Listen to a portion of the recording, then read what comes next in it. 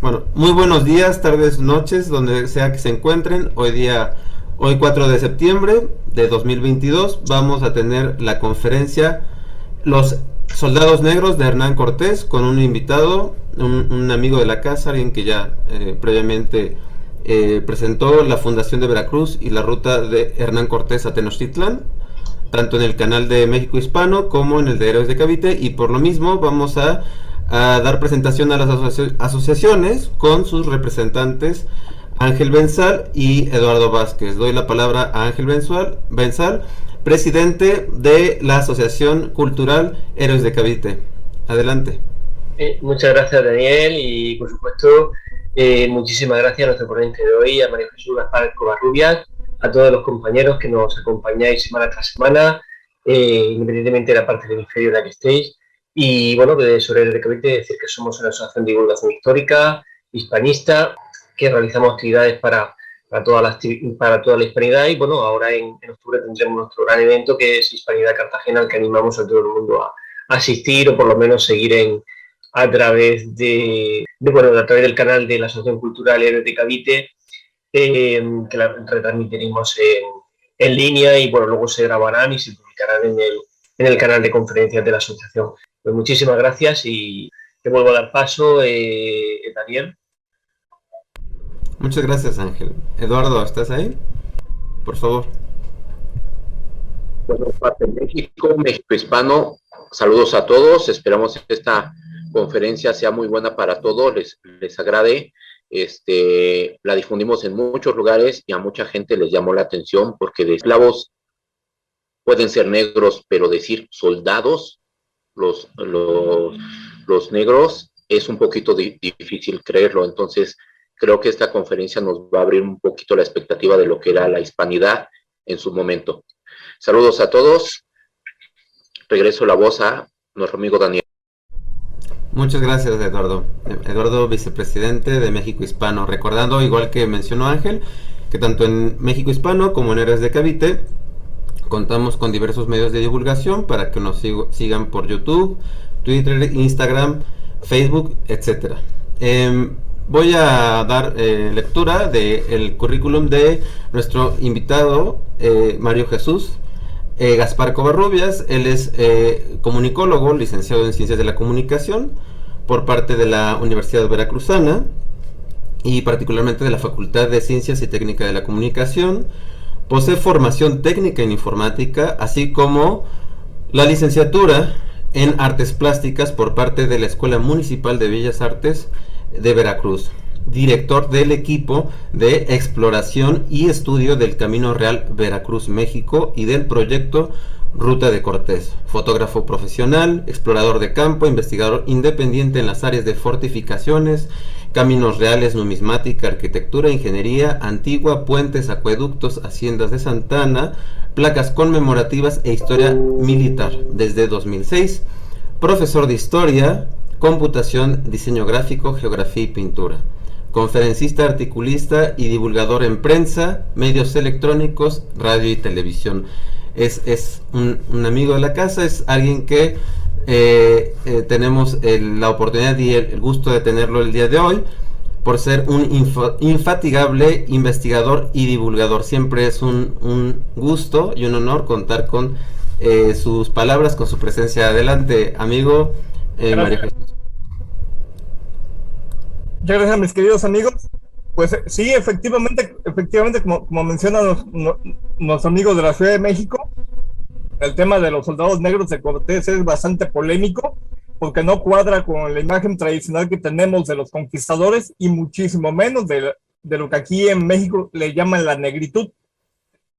Sin embargo, como les voy a mostrar en esta conferencia, el tema de los negros en relación con España no tiene su origen en el siglo XVI, sino es algo que se remonta prácticamente al inicio de la civilización en Mesopotamia. Y por lo tanto, como vamos a ir reconociendo paso a paso, muchos de los elementos que permitieron que Hernán Cortés pudiera traer negros armados y que se les pudiese llamar soldados y conquistadores, no fueron elementos nuevos, sino elementos que se remontaban a miles de años, a más de 2000 años en el pasado, y es preciso conocer esta parte. ¿Por qué? Porque sin eso no podemos combatir la leyenda negra, la cual, por ejemplo, aquí en el estado de Veracruz, en México, se ensaña bastante con los españoles, porque le dicen a la gente, es que todo lo malo lo trajeron ellos inventaron la esclavitud, ellos inventaron esto y el otro, pero cuando uno investiga la historia, se va yendo uno más y más y más y más atrás en el pasado, y termina uno dándose cuenta que la leyenda negra, si acaso tuviese algo de verdad, tendría que aplicarse no solamente a España, Francia, Inglaterra, Alemania, los sumerios, los egipcios, los mismos israelitas. Entonces es un tema bastante polémico, y lo que voy a mostrarles el día de hoy de una manera sencilla, que espero que me puedan comprender bien, para ir viendo todos los elementos. Y mi conferencia la he dividido en dos partes. La primera, que son los antecedentes del asunto de la esclavitud, que es un tema muy, pero muy complejo. Muy complejo. Y una vez que terminemos eso, pasamos al tema, ahora sí, propiamente de los soldados de Cortés, agregando a los dos más conocidos y también a otros conquistadores de raza negra que se desempeñaron a lo largo de todo el continente americano. Les puedo adelantar que no fueron ni 2, ni 5, ni 10, ni 100, fueron cientos de conquistadores de raza negra. Por lo tanto, si hablamos de conquista, la conquista es tripartita. Fue hispana, fue indígena y también fue africana. Solamente nos faltaron los hermanos asiáticos y aún así hay teorías. Hay teorías de que pudieron haber llegado poquito antes que Cristóbal Colón al continente americano. Muy bien. Les voy a compartir una presentación en PowerPoint que preparé para el día de hoy. Bueno, pues comenzamos. Los soldados negros de Hernán Cortés. Pues mis estimados amigos, como les había comentado, dice ya en las civilizaciones de la antigüedad existía el comercio de mano de obra esclava, que se puede constatar desde la antigua Mesopotamia, Egipto, Grecia, Roma, o los imperios mexica e inca en América. Bueno, ¿por qué abro mi exposición con este pequeño texto? Bueno, porque precisamente uno de los elementos que maneja la leyenda negra, al menos aquí en México, es de que la esclavitud, como institución deplorable, reprobable y demás, la inventó España. Y eso es una soberana mentira. ¿Por qué? Porque la práctica del hombre, de someter al hombre y forzarlo a trabajar para el vencedor, no lo inventó España. Es algo que se viene dando prácticamente desde hace más de 5000 años. Y, por desgracia, muchas veces la falta de una buena cultura histórica en las escuelas, en el cine, pues fomenta esta falsa idea. Y pongo como ejemplo lo que vemos en la parte de abajo. Ficción. Estamos viendo una escena de la película 300, que tuvo mucho éxito en el cine, pero que en realidad está basada en un cómic, y ese cómic pues sigue la tendencia de los superhéroes de hacer una gran epopeya, lo cual para fines de entretenimiento está muy bien. El problema es cuando hay personas con un escaso conocimiento que piensan que esto fue hecho en base a algo que efectivamente sucedió, lo cual no es cierto. Y por eso vemos la imagen de la derecha que dice historia. ¿Cuál es la gran diferencia? Bueno, pues de que los espartanos, muy al contrario de lo que dice la película y otras más, pues Esparta no era una sociedad de hombres dedicados a la libertad. ¿Por qué? Porque al igual que pasaba con México, cuando llega Hernán Cortés, pues no existía una Grecia unificada, como no existía una Mesoamérica unificada. Y por lo tanto, ¿qué es lo que tenemos? Pues dos sociedades muy semejantes, tanto los espartanos como los mexicas.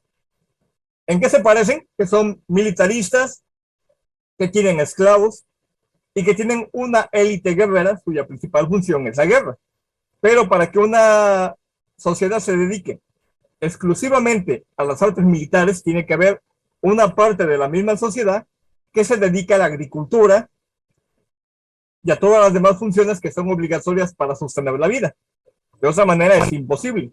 En el caso de los espartanos, como vemos en la imagen de la derecha, la persona que se encuentra a la izquierda de él es un hilota, es decir, un descendiente de los antiguos pueblos del Peloponeso griego que se resistieron a la invasión de los pueblos dorios, de los cuales descienden los espartanos, y estos los someten, los esclavizan, y lejos de ser una sociedad democrática, una sociedad que busca la libertad, viene siendo prácticamente más que un pueblo, viene siendo una orden militar, los espartiatas, que para sostenerse y poderse dedicar exclusivamente a la guerra, tienen que tener sometida a una gran masa de pueblo para que les den de comer. Y aquí vienen dos funciones: que estos esclavos proveen la mano de obra y la alimentación, y en caso de guerra, como sucede en casi todos los pueblos que practican el esclavismo, los esclavos tarde o temprano tienen que ingresar al ejército para poder reforzar las filas. ¿Por qué? Porque los soldados tienden a morir, y cuando el número de bajas es demasiado grande, alguien tiene que suplir esas bajas. Y cuando ya no hay soldados civiles, pues tienen que entrar los esclavos, y esa práctica es universal.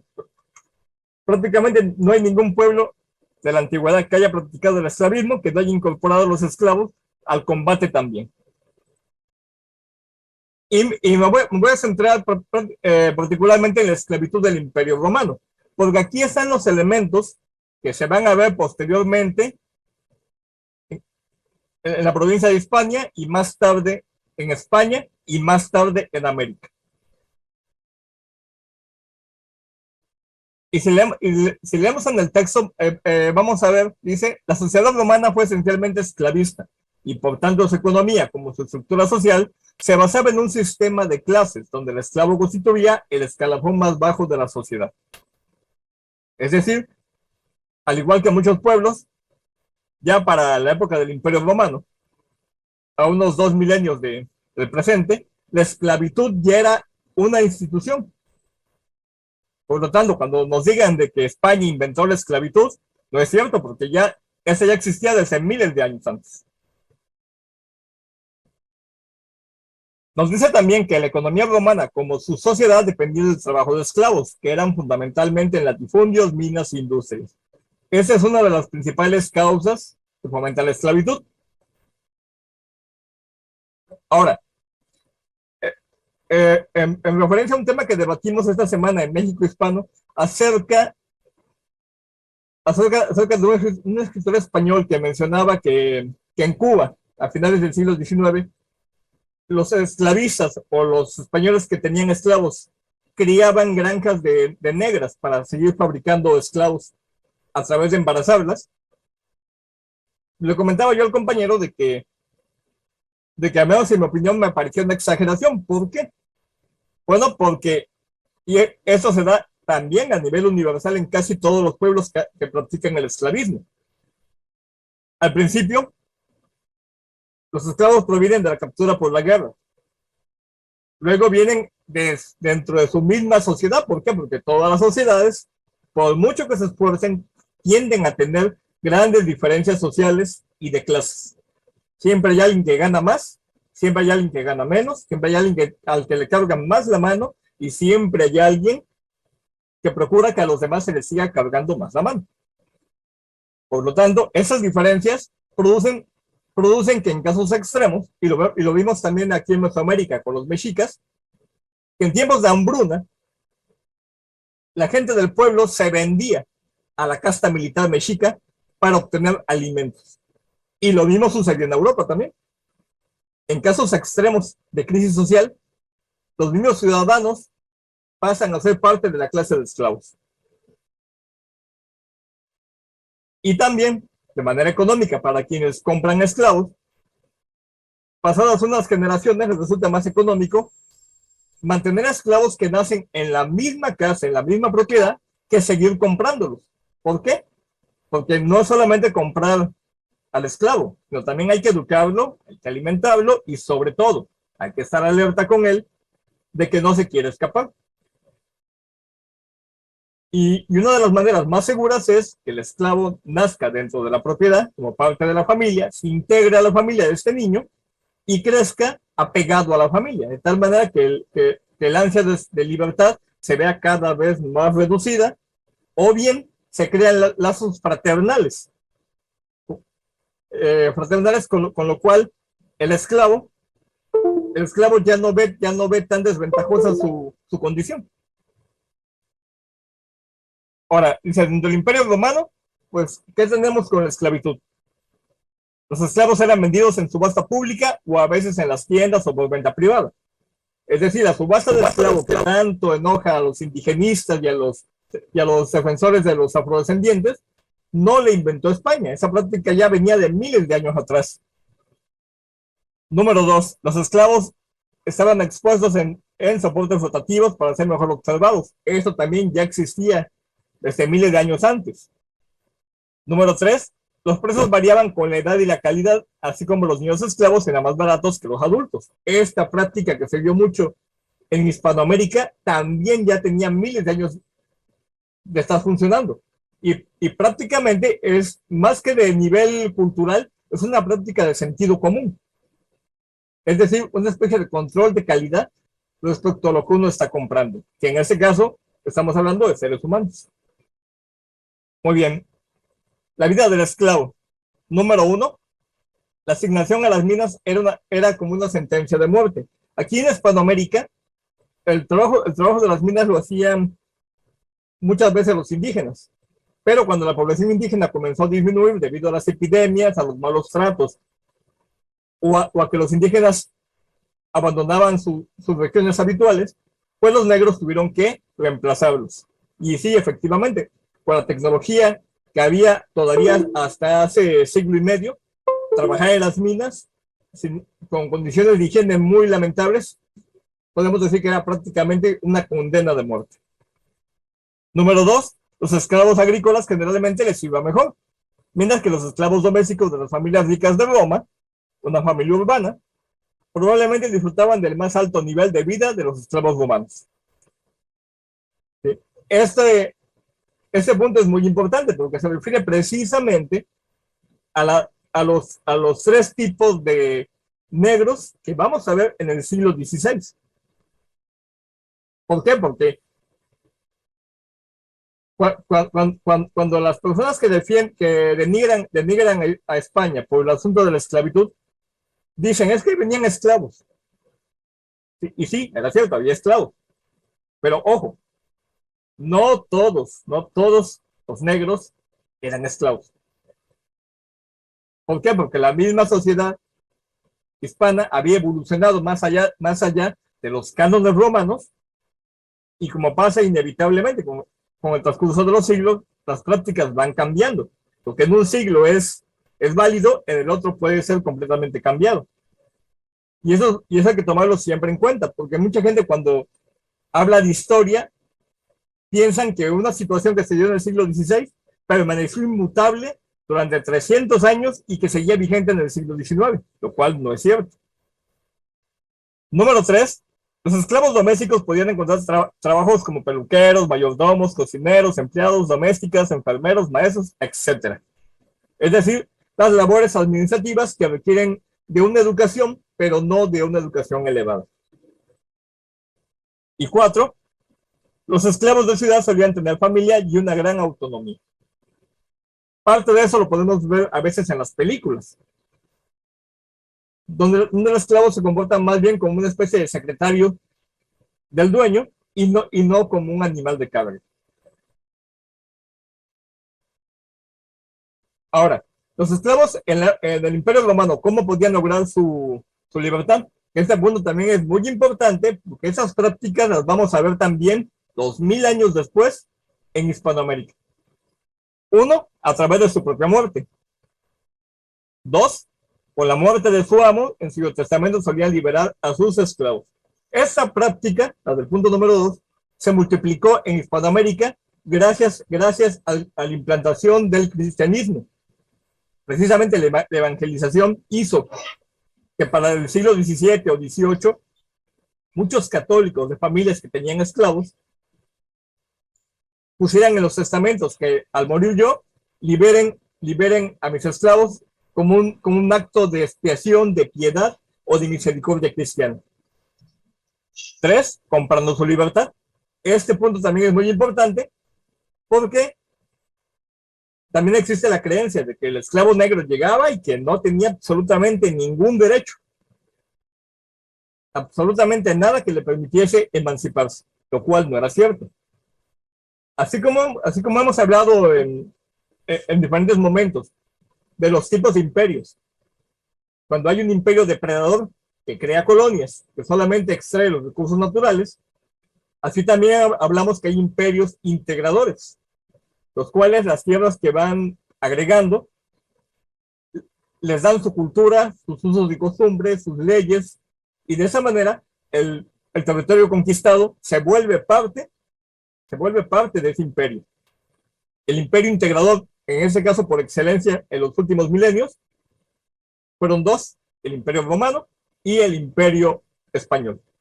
Imperios depredadores que creaban colonias. Pues tenemos el francés, tenemos muy visible el inglés.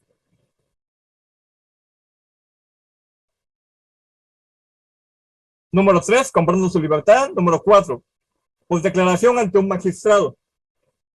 Contrariamente a lo que dice la leyenda negra en el aspecto de los africanos, sí había leyes que castigaban a los amos que abusaban de su autoridad y de su violencia para lastimar a los esclavos.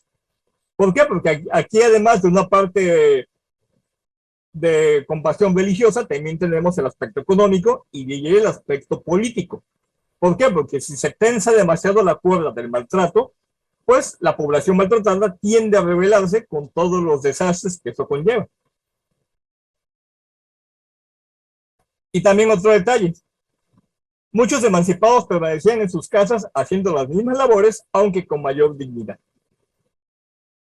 Es decir, muchos esclavos, a pesar de haberse liberado, a pesar de haber comprado la libertad, permanecían junto a la familia del amo. Solamente que ahora eran asalariados y ya no eran esclavos. ¿Por qué lo hacían? Bueno, como mencioné, muchas veces había apego cuando el esclavo nacía en la misma familia. Muchas veces porque no había opciones cercanas de en qué emplearse. Y en otras también porque a veces el esclavo conseguía su libertad, pero ya de muy avanzada edad. Los esclavos eran propiedad absoluta de su dueño. Inclusive no podían casarse sin permiso. Mucho de esto que están viendo ahorita en la pantalla se siguió practicando hasta el siglo XVI con sus debidas modificaciones. Algunos esclavos tenían la consideración de personas libres. Ese es detalle muy importante, porque muchos de los soldados negros que combatieron en Hispanoamérica y se volvieron conquistadores no eran propiamente esclavos, sino negros libres.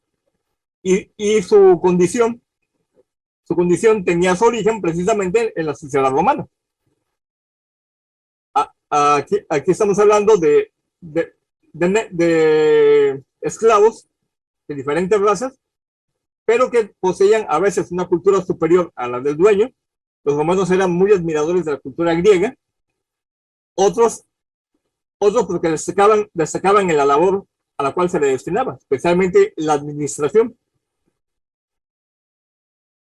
Y nos dicen que en el siglo III se redujeron las masas de esclavos y estos comenzaron a valorarse casi como personas libres. Y nos ponen como ejemplo al emperador Diocleciano, que era hijo de un esclavo que había comprado su libertad. Es decir, si nos dicen, señores, es que la esclavitud nunca ha cambiado, que siempre ha sido así, la explotación del fuerte sobre el débil, en esencia es cierto. Pero, como todo lo que cambia con el paso del tiempo, las sociedades van cambiando también, para bien o para mal, pero van cambiando. Por lo tanto, sería injusto condenar a todo un pueblo, a toda una nación, a todo un continente, por lo que se hizo hace miles de años y que dejó de hacerse hace cientos. Ahora brincamos del Imperio Romano, nos vamos 1500 años adelante y llegamos al periodo en que España estaba ocupada por los árabes y tenemos dos regiones, la región del centro y sur, con predominancia musulmana, Al-Ándalus, lo que hoy conocen como Andalucía, y la parte norte, que eran los reinos cristianos en unión con Francia. Negros, ladinos, bozales y cimarrones. Bueno, aquí están viendo tres tipos de negros. Ya para el siglo XV, que es cuando se hace el descubrimiento de América, en la sociedad española ya podemos identificar dos tipos. El negro ladino. El negro ladino viene siendo el negro que ha nacido en territorio español o donde hay presencia española. Y por lo tanto, su bagaje cultural no es de la tribu de origen ni de la tribu de sus padres, sino es el bagaje cultural de la sociedad donde nace. En ese caso, adoptan la religión cristiana, visten como cristianos, usan armas, usan el mismo idioma.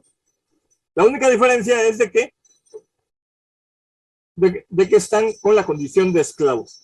Y esa condición ya no es tan marcada como del Imperio Romano. ¿Por qué? ¿Por qué? Porque con el paso del tiempo, los negros van adquiriendo derechos. Luego tenemos el negro bozal, que es el negro que todo el mundo conoce. El negro que la leyenda negra ha exagerado. Y digo exagerado porque se ha escrito muchísimo sobre la esclavitud del africano. En la actualidad aquí en México se le reclaman derechos especiales a los afrodescendientes. Pero al igual que los indígenas, simplemente se le piden derechos sobre el papel, porque sobre la práctica, tanto los indígenas como los afrodescendientes apenas si son visibles y realmente no se preocupan por ellos. Bien, el negro bozal, a diferencia del ladino, pues es el negro que tiene que ser capturado,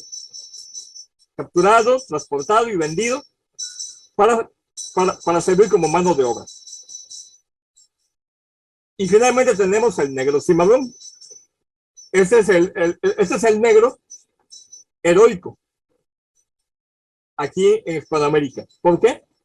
Porque son los negros que escaparon de las haciendas, de los ingenios, de los obrajes, se fueron al monte y finalmente se establecieron en pequeñas comunidades, los llamados palenques.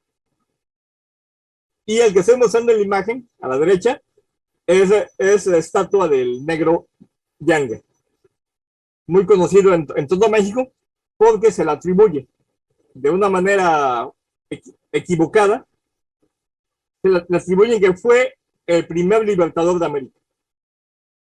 ¿Y por qué digo equivocado? Porque nuestro amigo, el negro Yanga, no fue libertador de nadie. Para que podamos entender este detalle, que es muy importante porque mucha gente se confunde. El negro Yanga inició una rebelión contra los europeos en la zona de Córdoba y Orizaba en 1590. Para entonces, este personaje, del que se dice que era rey en una tribu de África, ya era de avanzada edad y comandaba un grupo de esclavos fugados. Y fue tanto el dolor de cabeza que le dio la autoridad virreinal que esos terminaron fundando en 1618 la ciudad de Córdoba para vigilar el camino real que era víctima de esos ataques, y finalmente hicieron un acuerdo con ese grupo de cimarrones, ya que quedaron en un empate. Los soldados virreinales no pudieron someterlos completamente y los negros no pudieron subsistir completamente en paz.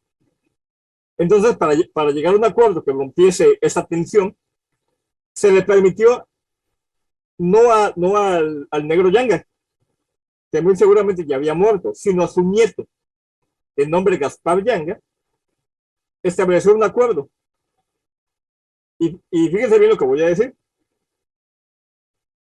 El acuerdo consistía básicamente, tú dejas de atacar el camino real, dejas de atacar a los europeos y te concedo que fundes un pueblo de negros libres, lo cual la legislación española ya lo permitía. Un pueblo de negros libres.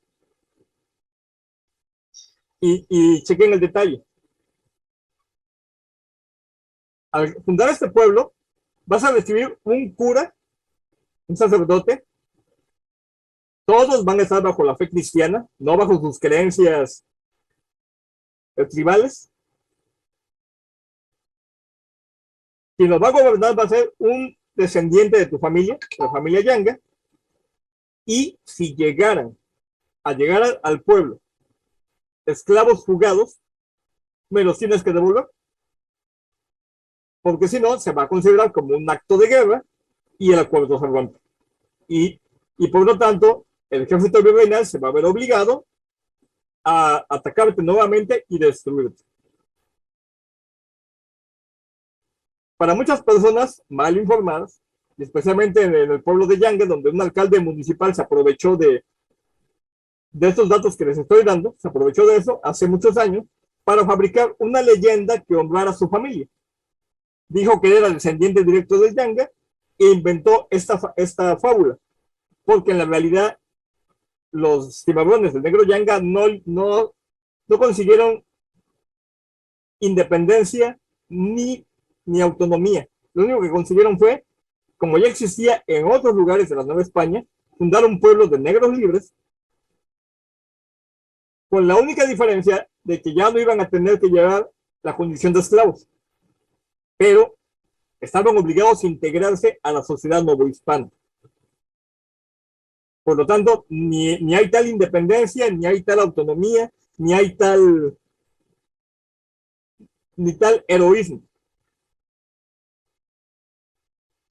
Y ahora sí, llegamos a 1492, el primer africano en América. Y hablamos del primer africano registrado, es decir, que hay escritos que constatan su existencia. ¿De quién estamos hablando? Pues de un joven llamado Juan Moreno o Juan Prieto. Y hasta donde tenemos los datos, él venía en la primera expedición de Cristóbal Colón y era su sirviente.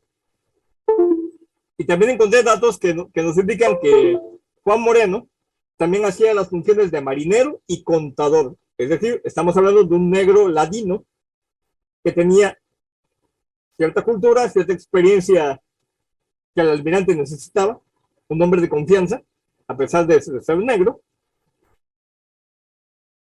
Y encontré también un dato interesante, que el capitán de una de las naves de Cristóbal Colón en el segundo viaje era un hombre de raza negra. Por tanto, estamos hablando del primer tipo de negros, el negro ladino que crece por los usos y costumbres de la península ibérica. Y tenemos otros datos que nos dicen que en las 2 décadas siguientes hubo otros negros libres.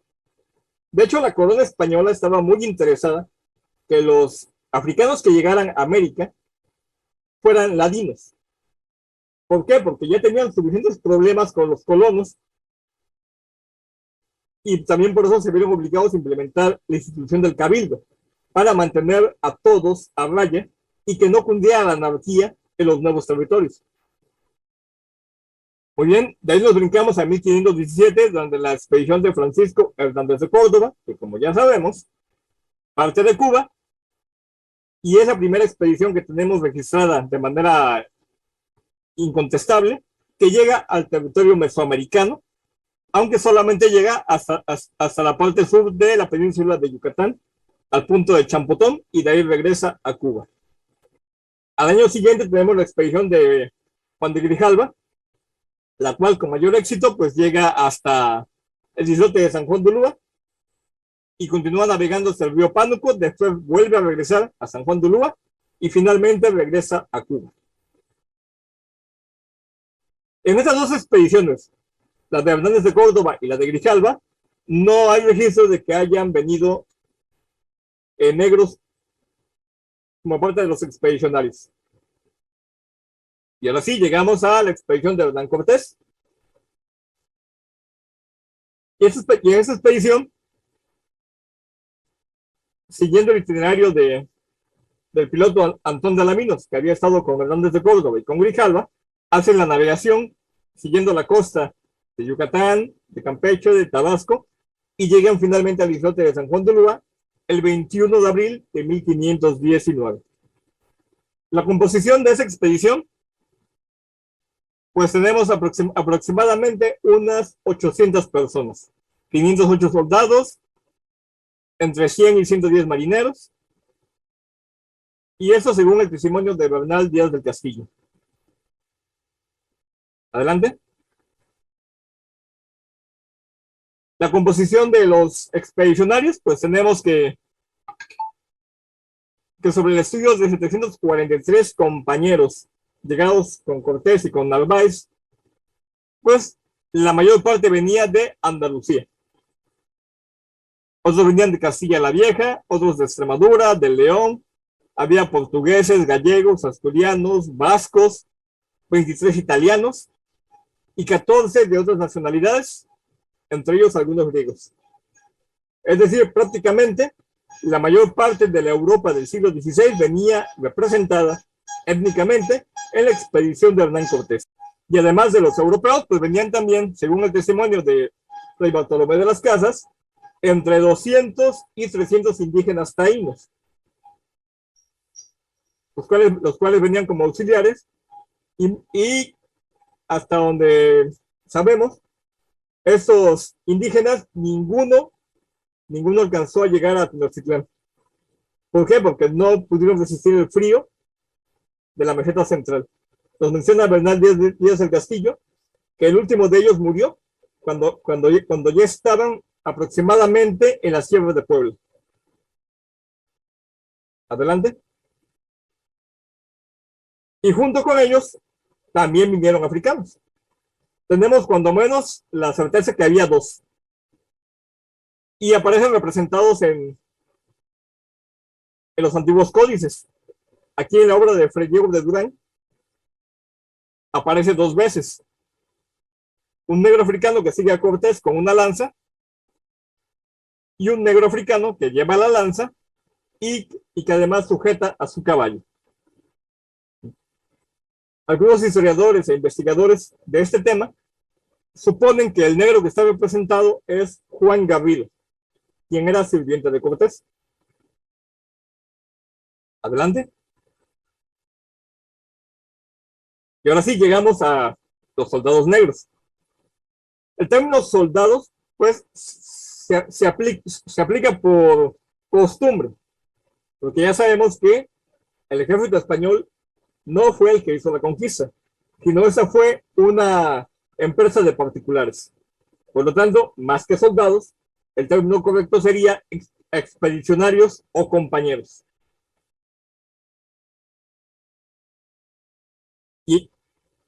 Y aquí tenemos una lista de los más conocidos.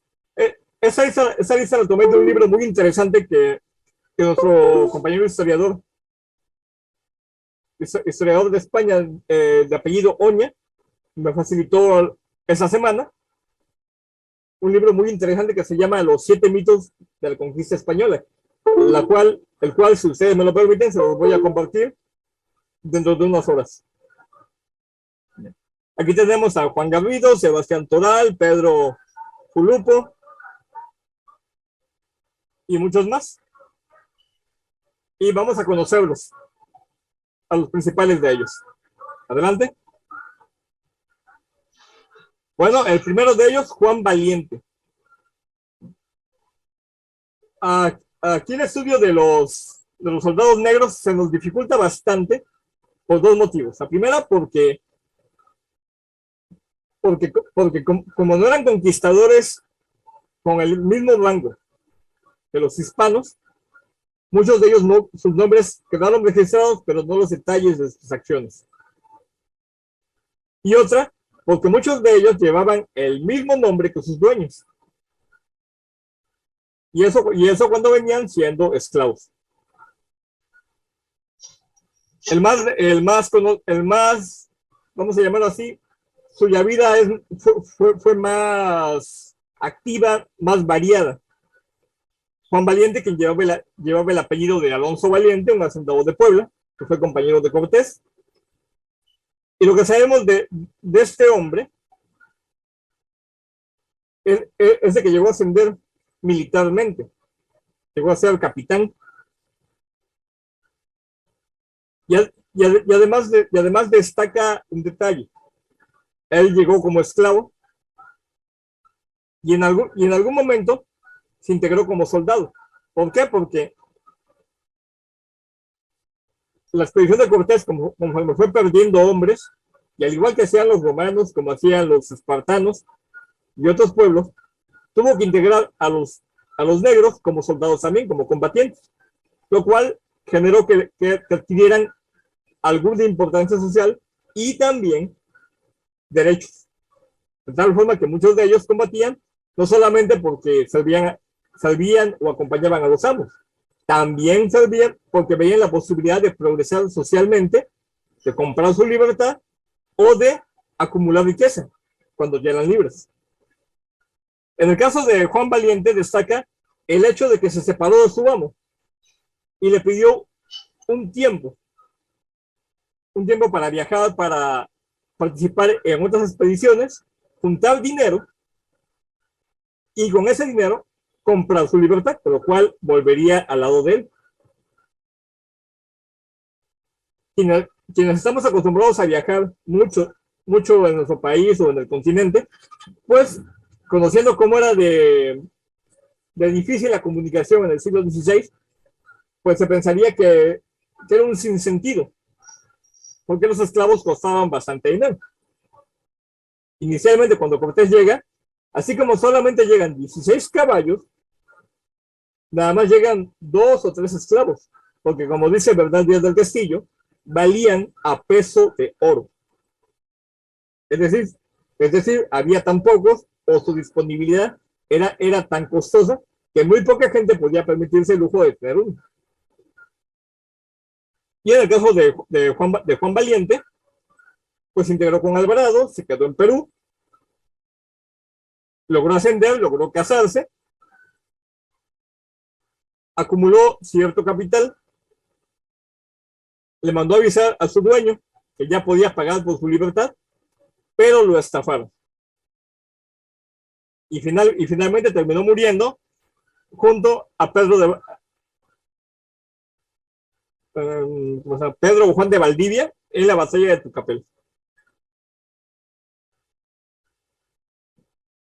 Adelante. Bueno, y aquí tenemos a la estrella de la lista, el famoso Juan Garrido, del cual algunos historiadores piensan que es la persona que está representada en el Códice de Azcatitlán, que es el que vemos aquí a la izquierda, y su vida ha sido muy investigada. ¿Por qué? Porque era estudiante del propio Hernán Cortés, y porque dentro del reino de la Nueva España tuvo una vida bélica muy, pero muy activa. Aparte, había nacido en África, fue vendido como esclavo a los portugueses, después vivió en Sevilla, y fue en Europa donde adquirió su libertad. Es decir, pasó de ser negro bozal a negro ladino. Luego acompañó a su primer dueño, un tal Pedro Garrido, el cual tomó el apellido. Participó en Puerto Rico y en Cuba, en el descubrimiento de la Florida. Luego se integra con Hernán Cortés en 1519. Participa en la conquista de Tenochtitlán, en la de Michoacán. Para 1525 regresa a la Ciudad de México. Para 1533 Juan Garrido reside en México. Luego en la siguiente década participa junto con Cortés en la Convención de Baja California. Y chequen este detalle interesante en la vida de este hombre: responsable y copropietario de un batallón de esclavos negros e indígenas, encargados de explotar las minas. Este es un detalle que muchas veces molesta a los que han hecho de la negritud una causa política, Porque dicen, ¿cómo es posible que un negro sea dueño de los dos negros? ¿Cómo se explica eso? Bueno, debemos recordar, para comenzar, que no tenemos un tipo de negro, tenemos tres tipos: el ladino, el bozal y el cimarrón. Unos nacen en Europa, otros nacen en África y otros escapan en el Nuevo Mundo. Por lo tanto, no podemos englobar a todos los negros en un solo grupo.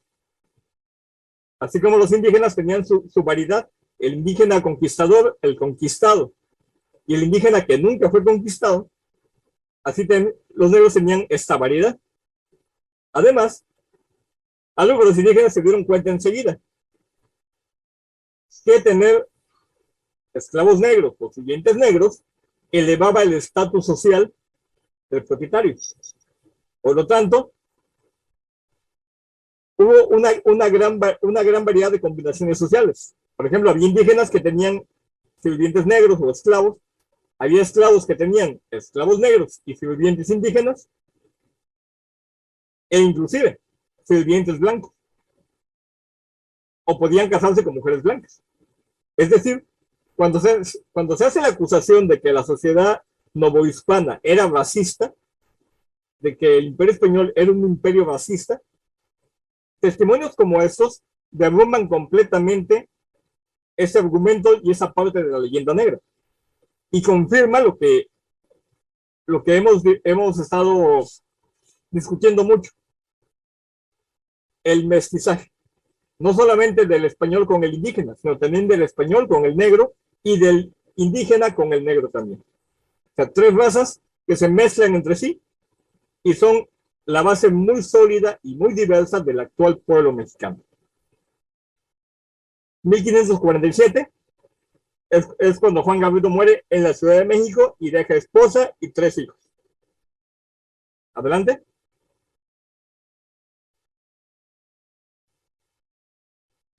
En el caso de Juan Gabriel, destaca porque además de su trayectoria bélica, también porque en 1538 le escribió al rey de España reclamando ayuda. Y al igual que hicieron muchos conquistadores de raza blanca, Juan Gabriel expone que él le ha prestado servicios a la corona. Es decir, él aunque es negro, aunque nació en África, aunque fue vendido, él se considera como un súbdito más del Imperio Español, con iguales derechos que los demás. Y si leemos la carta, dice: yo, Juan Gabriel, de color negro, vecino de esta ciudad, México, comparezco ante vuestra misericordia y declaro que estoy en necesidad de dar prueba a perpetuidad del rey, un informe de cómo servía vuestra majestad en la conquista y pacificación de esta Nueva España, desde que entró en ella el Marqués del Valle, o sea, Hernán Cortés, y en su compañía estuve presente en todas las invasiones y conquistas y pacificaciones que se hicieron, siempre con dicho marqués, todo lo cual hice a mis expensas, sin que me dieran salario, ni repartimiento de indios, ni ninguna otra cosa.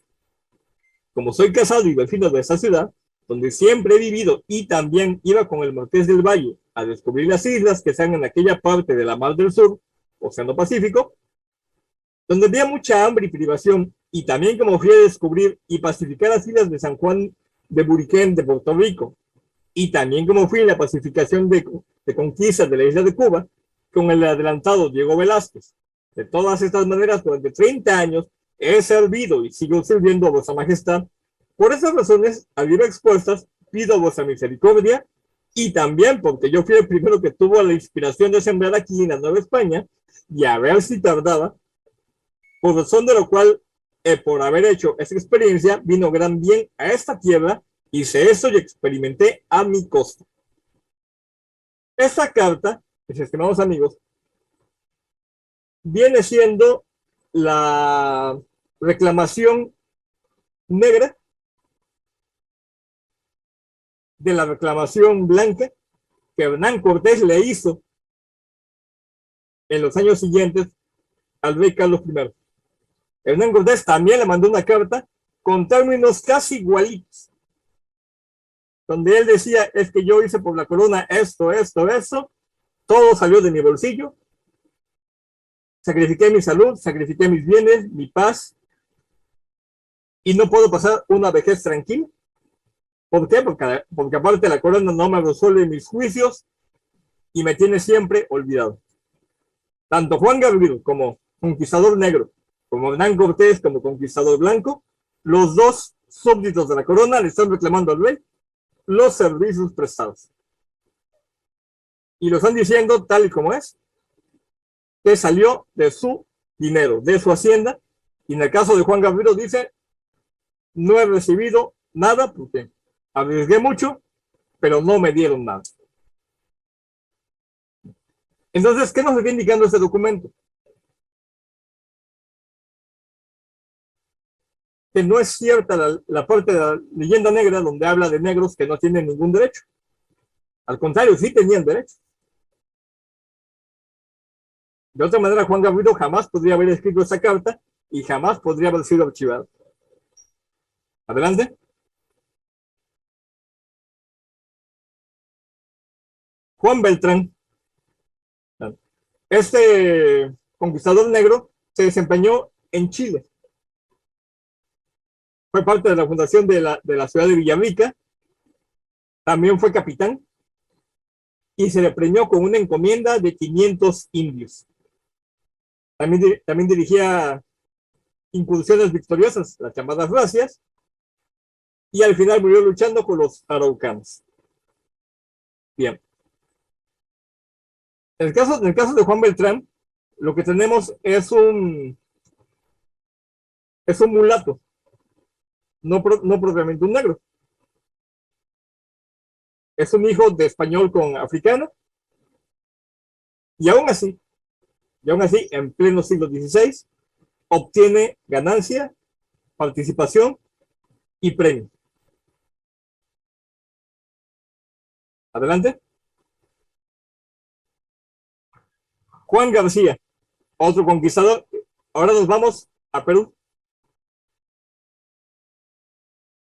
Y nos dicen que era de origen posiblemente mestizo o negro español. ¿Sí? Lo que podríamos pensar que era un negro ladino, es decir, nacido en España y educado a la usanza europea. Y al igual que Beltrán, al igual que Garrido, pues tuvo una vida militar bastante movida. Y en el caso de él no sabemos el año de su muerte. Pero detalle interesante. 1535 o 1536 viaja a Lima, donde pasa el tiempo preparando su viaje de regreso a España. Después a Nombre de Dios en Panamá. Y luego de vuelta a Extremadura se lleva consigo sus posesiones de oro y plata y probablemente a su hija ilegítima y a su madre andina, indígena, que era una de sus criadas. Es decir, otro detalle interesante, que los negros podían tener servidumbre indígena, al igual que los españoles. Es decir, no estamos viendo una sociedad racista, sino una sociedad incluyente. Obviamente con sus diferentes niveles, pero que no está excluyendo a los que están haciendo la conquista en América en sus diferentes regiones. Adelante.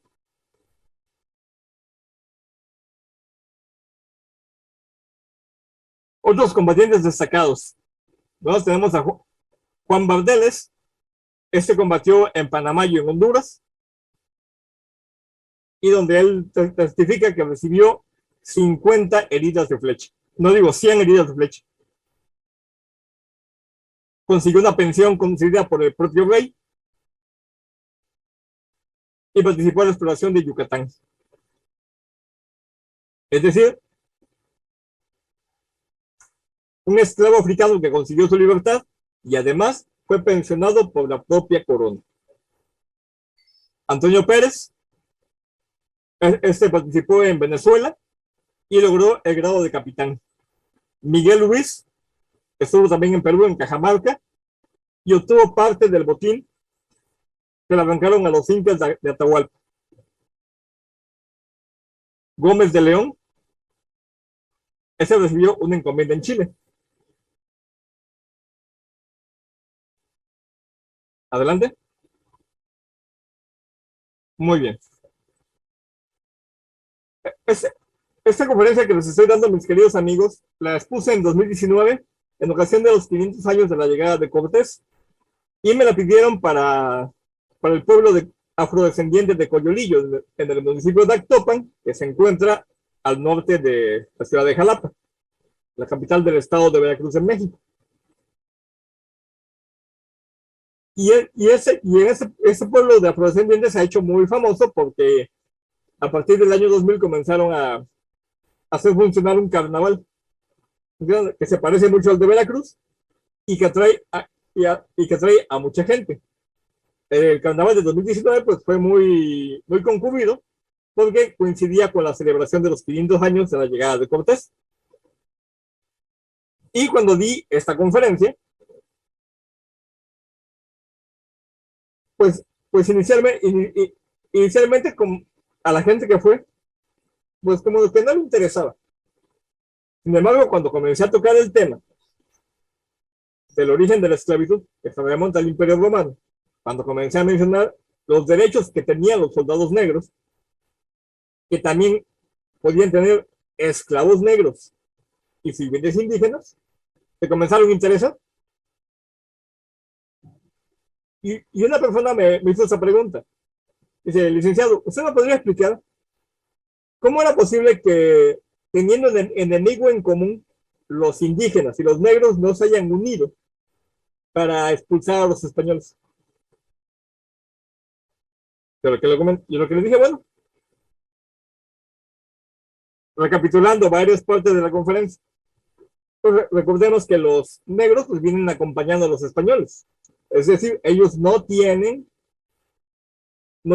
una causa que los mueva a aliarse con los indígenas. Y más cuando muchos de ellos pues ya vienen educados a la usanza española. Otra, los indígenas cuando conocen a los primeros negros, pues lo reciben como una novedad. Y durante un pequeño tiempo los consideran como una especie de pequeños dioses. Ellos en el idioma náhuatl les llamaban los dioses sucios, porque su color se asemejaba al que tenían algunas representaciones del dios Tezcatlipoca. Pero fuera de eso, los indígenas se dieron rápidamente cuenta que los negros no tenían el mismo estatus social que los españoles blancos, pero que además eran sus auxiliares. Por lo tanto, no podían contar con ellos para una abierta rebelión. Además de que en 1519 a 1521, los africanos en Mesoamérica eran todavía muy pocos. Pero posteriormente, al aumentar su número, al grado de llegar a ser hasta 5 o 10 veces más numerosos que los propios hispanos, la comunidad negra, por decirlo así, se mantuvo aparte de la comunidad indígena. Es decir, si alguien les dijo, oiga, es que tenemos al mismo opresor, al mismo español como enemigo en común, ¿por qué no nos aliamos? Pues resulta que no. Y me acuerdo que en una ocasión no me creyeron. No me creyeron que esa era la situación social. Me decían, no, es que usted quiere lavarle la cara a los españoles. Le dije, no. Le digo, lejos de mí, le digo, el querer maquillar o disfrazar aquello de lo cual sí hay testimonio. Y les dije, si ustedes me lo permiten, les voy a leer uno de esos testimonios. El que están viendo ahorita en la pantalla, mis queridos amigos, es un documento que compartió el historiador Gilberto Bermúdez de Gonochotegui, de la ciudad de Jalapa, del año de 1552. Y este documento es muy interesante porque es el único testimonio que se conserva por escrito hasta el momento de la fundación de un famoso mesón del Camino Real de Veracruz a México, el Mesón de la Rinconada, que se estableció en el centro del pueblo indígena de Ixcalpan y justamente donde estaban las casas del cacique del pueblo. Según nos menciona el documento, se dice en 1552, los indígenas de Izcalpan se quejan con el visitador real que ese mesón, el haber establecido el mesón en el centro del pueblo, les ha traído puras desgracias, y conforme el camino real va creciendo comercialmente, los problemas para ellos aumentan. Y le piden al visitador que ordene que el mesón sea cambiado de lugar. Y en su relación de quejas, como podrán estar leyendo, pues le comentan que ellos calculan que aproximadamente 20 años atrás, hasta 1532, Hernán Cortés, como Marqués del Valle, en su territorio está el pueblo de Ixcalpan, ordenó que se fundara este mesón o venta, y se hizo en las casas del cacique. ¿Cuáles fueron las consecuencias de esta decisión? Bueno, porque en los siguientes 20 años, conforme el camino real fue progresando comercialmente, fueron llegando cada vez más recos de mulas, más viajeros, más soldados, y muchos de ellos traían consigo sirvientes negros, pues la vida del pueblo, que era, por lo que podemos deducir, era bastante tranquila, pues se puso de cabeza. Nos comentan, por ejemplo, que los viajeros hacen demasiado ruido, no permiten que la misa católica se desarrolle con normalidad, no pagan las reparaciones, y además, y un detalle muy interesante que viene casi al final en la hoja de la izquierda, pues nos dicen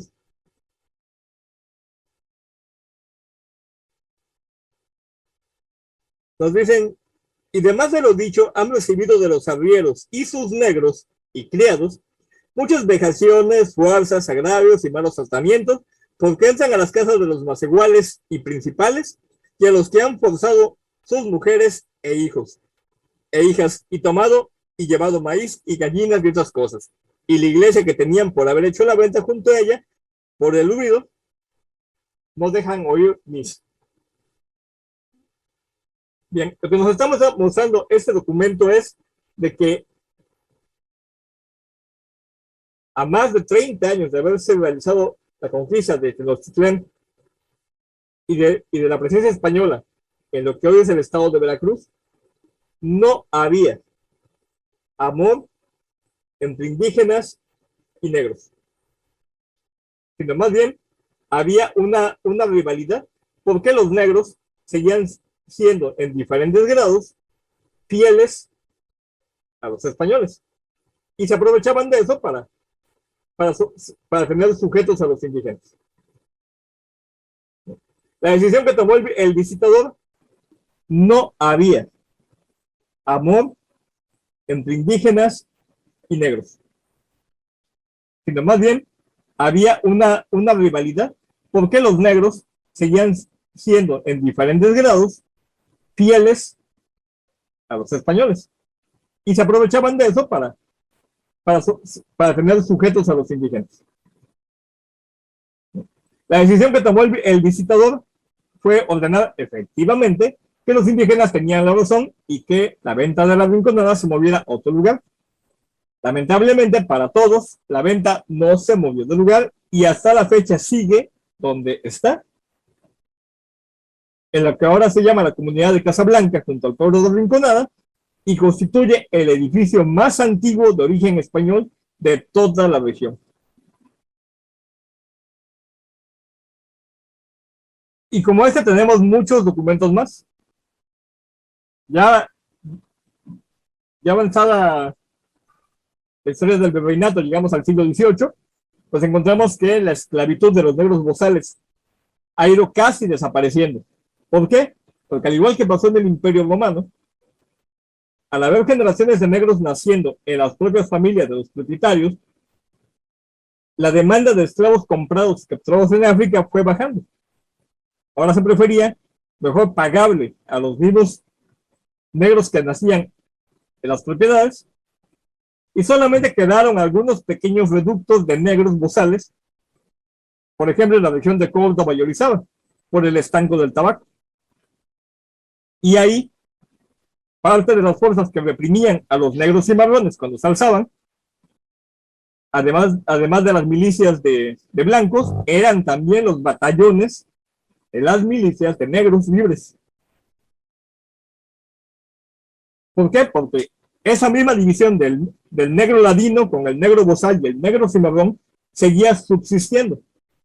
¿Cuándo veremos que esa división comienza a desaparecer? Ya la veremos ya está muy avanzado el siglo XIX. Pero mientras tanto, durante el periodo virreinal, no hay una unidad de todas las regiones donde había esclavos negros o negros libres con la intención de separarse de España. Como vimos en el caso del negro Yanga, no fue independencia ni nada de eso, fue simplemente una emancipación, pero para integrarse a la sociedad novohispana, no para separarse de ella. Bueno, mis estimados amigos, aquí les comparto también la bibliografía que utilicé. Y si ustedes me lo permiten, en los siguientes días les estaré compartiendo parte de ella, ya que algunos de los libros que menciono aquí todavía no los he podido conseguir digitalizados. Pero, por ejemplo, el de 7 mitos de la conquista española, que yo se los recomiendo que lo lean, ese sí está digitalizado. Y vamos a ver, el Veracruz de Hernán Cortés, que también se los recomiendo, también ya está digitalizado. Y también el Hernán Cortés de José Luis Martínez.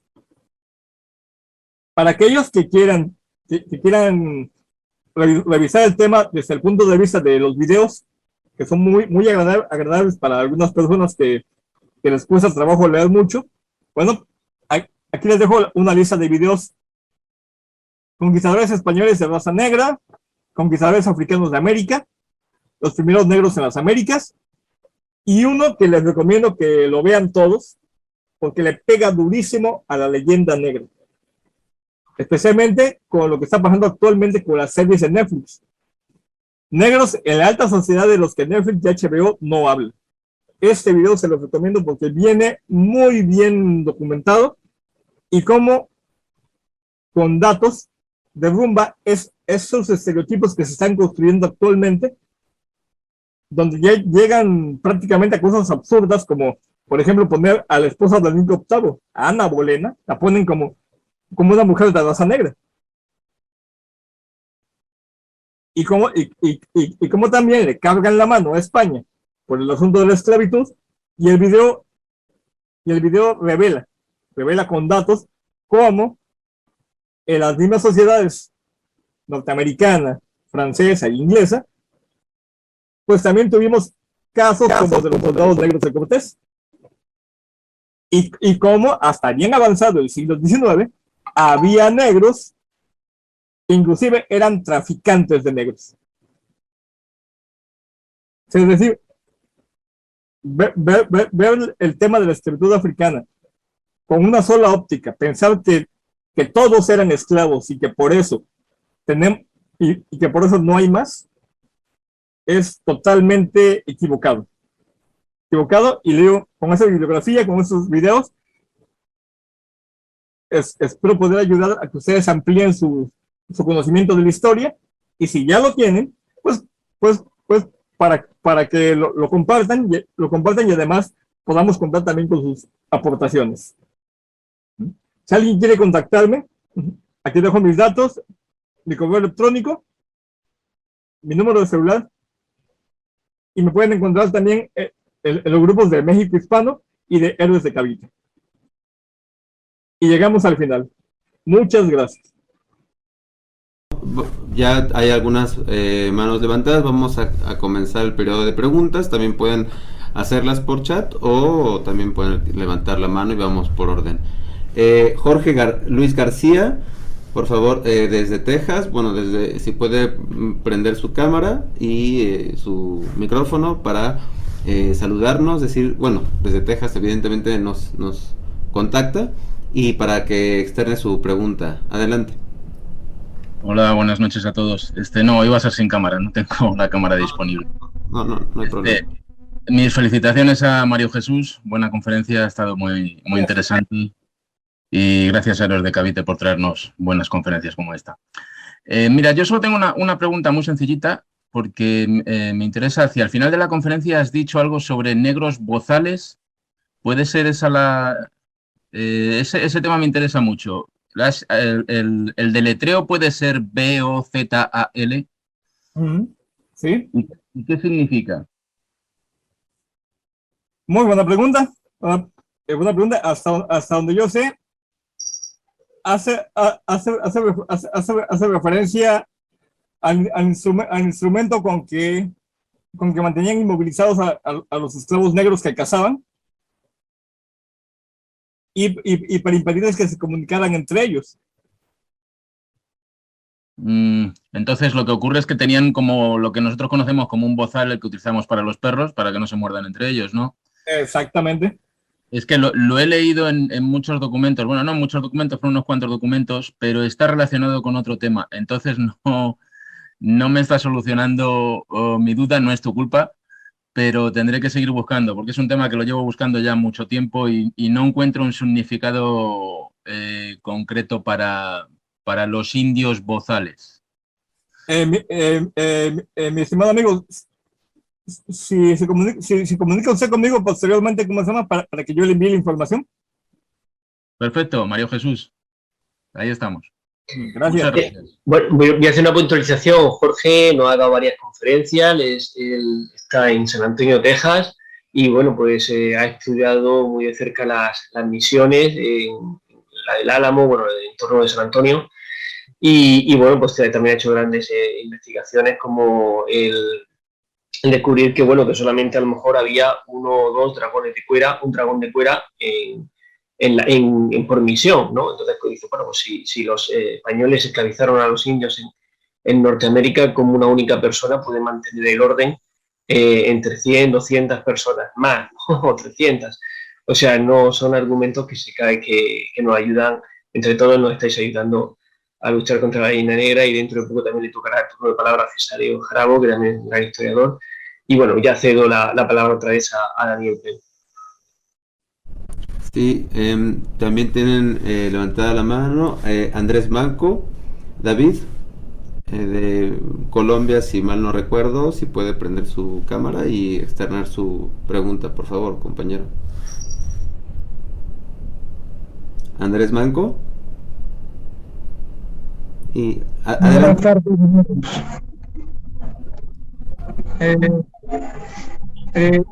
Hay un códice, o sea, la imagen la tengo guardada acá, o sea, un códice indígena, o sea, así como los que se grababan en piedra, donde está como Juan Garrido sentado en una silla típica de ese tiempo de los conquistadores, y está sentado como dándole órdenes a un indígena. Yo tengo la imagen acá, pero estaba buscando ahorita y no la he podido encontrar. Sí, o sea el personaje de Juan Garrido en México, o la hispanidad, es un personaje muy importante. No sé por qué se ha olvidado tanto, y es una figura para reivindicar que los afros tuvieron gran importancia en la conquista de América, para darle su valor, pues. Así es. Muchas gracias. Gracias también. Cesáreo Jarobo, si gusta abrir su audio y decir desde dónde nos saluda. Hablo desde Castellón, en la España peninsular. Y bueno, yo quería hacer alguna matización. O sea, yo he hecho alguna incursión también en el tema del esclavismo. Radicalmente estoy de acuerdo con lo que ha dicho Mario Jesús. Pero el tema de los bozales yo tampoco lo tengo muy claro. Pero he querido entender que los bozales, los negros bozales eran aquellos que venían y no hablaban español, que no se les entendía, y se les llamaba bozales. O sea, yo es lo que he querido entender yo. Bueno, eso queda ahí, porque puede ser que sí, puede ser que no, puede ser la otra explicación, pueden ser muchas explicaciones. En cuanto al tema de la esclavitud, o sea, yo lo que hago hincapié en mis comentarios es que hay que diferenciar muy mucho en el tema del trato, porque la esclavitud es una institución que ha existido a lo largo de todos los siglos y a lo largo de toda la geografía. Todos esclavizaban a todos, la inmensa mayoría de los negros que llegaron a América, tanto los transportados por Portugal, que fue uno de los principales y en principio el que inició ese tráfico, como los que fueron campeones del tráfico, Inglaterra y Holanda, la mayoría de los esclavos que cogían en África los compraban a muy buen precio. A muy buen precio. ¿Y a quién se lo compraban? A esclavistas negros, porque estos esclavistas negros estaban suministrando a todo un mercado inmenso que tenían en el mundo árabe y estaban suministrando a todos esos esclavistas que estaban traficando de África a América. Eso, otra cuestión, otra puntualización que deseaba hacer. Y en cuanto al tema del trato del esclavo, que es la madre del cordero, lo que diferencia radicalmente tanto lo que hizo Portugal como lo que hizo España. O sea, España hizo muy poco tráfico, ¿eh? O sea, no nos engañemos, el tráfico de España es ridículo en comparación con el tráfico global de esclavos negros. Pero el trato que recibían los esclavos en los barcos portugueses, pues era un trato bastante humano. Porque en definitiva los portugueses eran conscientes que estaban trajinando con personas, que las circunstancias, porque eran todos víctimas de haber perdido una guerra, porque no se podía esclavizar a personas libres, sino a gente que había sido capturada en guerra.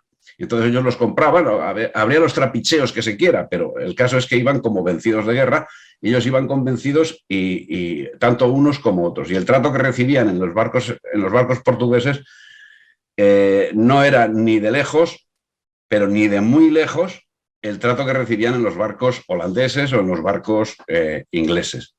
Con otra particularidad, que cuando ya estaban en América,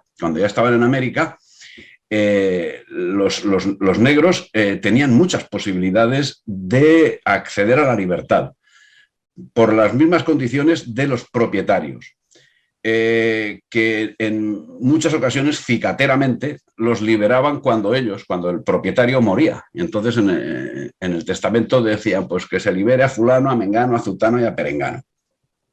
Pero eso además había otros que cogían esclavos para liberarlos.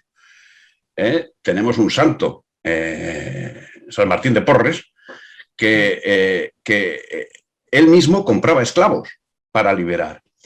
Y no era una cosa insignificante, porque tengamos en cuenta que si fuese insignificante, las leyes de Indias, en particular las dictadas por Felipe II, que reclamaban que pagasen impuestos los negros libres, pues si hubiesen sido 4, no se hubiesen pedido, porque el imperio con cuatro libertos, con los impuestos de 4 libertos, no se hubiese preocupado en absoluto. Con lo cual, el nivel de manumisión a lo largo del imperio español fue enorme, directamente enorme.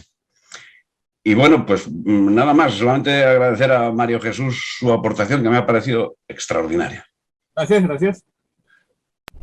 Yo, aprovechando la observación, el comentario del amigo Cesario, quería, digamos, extender esa observación como pregunta y decir, por ejemplo, se habla mucho del fuerte Mosé y de estos espacios, que fueron espacios de manumisión de aquellos que si llegaban a tierras hispanas, pues adquirían esta libertad.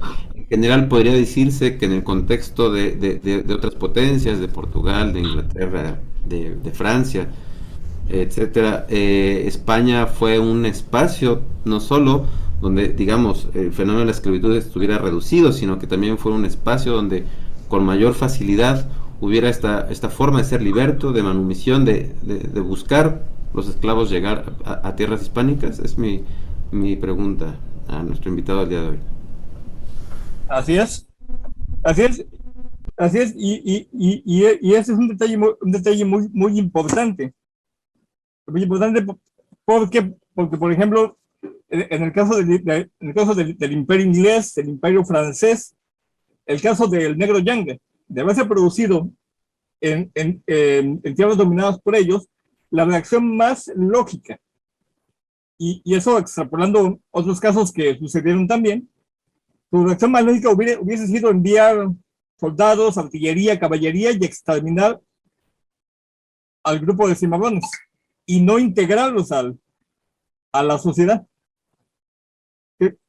Que es una gran diferencia. En el caso de la Nueva España, lo que hizo el virrey fue pactar, integrarlos, darles y reconocerles derechos, pero también obligaciones. Es decir, ese grupo rebelde se integró a la sociedad con derechos y obligaciones.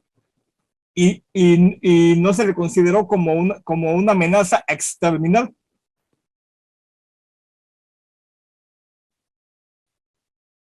Muy bien, muchas gracias, Mario Jesús. Hispaniarum SAS, si gusta prender su cámara y... Oh, perdón, ¿cómo estáis? Soy Alejandro, perdón, estaba... Y no... Ah, perfecto. soy Alejandro. ¿Qué tal? Qué gusto saludarles, qué gusto. Bueno, yo solo quería podría acotar, lástima que estuve resolviendo un tema, pero yo quería estar puntualmente en toda la exposición, porque me llamó la atención, ya que aquí en Esmeraldas, primero que aquí había el Cabildo de Negros, justo en lo que actualmente es la provincia de Esmeraldas, pero quería hacer una pregunta específica, no sé. ¿Cuál fue el rol, o cómo veis vosotros, cuál fue el rol de la Orden de los Mercedarios? Sí, porque los mercenarios en tal caso nacen justamente, como aquí se estaba mencionando, que la esclavitud, en realidad quienes esclavizaban eran los propios árabes, los propios árabes a otros pueblos de ahí mismo, del mismo África, ¿no? Entonces me gustaría saber qué pensáis o cuál es el criterio de vosotros sobre la orden de los mercedarios, que se entregaban bastante o para liberar esclavos justamente de las manos de los árabes. Muy amables, gracias. Pues sobre todo para nuestro invitado, si quiere responder la pregunta, ¿tiene algún elemento, alguna información valiosa que compartir? Sí, aunque reconozco que el tema de los mercenarios no lo conozco así en profundidad, pero sí, efectivamente fue una de las órdenes religiosas que desempeñó esta labor, vamos a llamarlo así, con bastante caridad y el afán de rescate. ¿Por qué? Porque la problemática de los cautivos cristianos en manos de los musulmanes y sobre todo de los piratas que asolaban las costas de España, llegó a ser prácticamente un problema gravísimo, tanto para la corona como para su propia economía. Además de que exigía un enorme gasto de defensa. Y como bien mencionaba nuestro amigo Ángel, las torres de vigía. Las torres de vigía para prevenir esos ataques nos dan una idea de la gravedad del problema. Y además también el hecho de que de esta manera se evitaba en buena medida la propagación del Islam en Europa. ¿Por qué? Porque los musulmanes tenían la costumbre de asimilar a su cultura y religión a los propios cautivos. Una prueba de ello son los soldados de élite, los genízaros, que no eran turcos, sino cautivos de guerra de Albania, que eran reeducados bajo la religión musulmana, y de esa manera terminaban combatiendo a sus propios hermanos de raza o de su primera religión. Perfecto, muchas gracias. Cesáreo Jacobo Jarabo, perdón, nos indica que puede también aportar. Nada más pedimos que sea breve el comentario para mantener la dinámica de las preguntas. Bueno, la Orden de la Merced fue creada, pues, no me quiero engañar, en el siglo XIII o por ahí, no me quiero engañar, o sea, eso no hagáis mucho caso.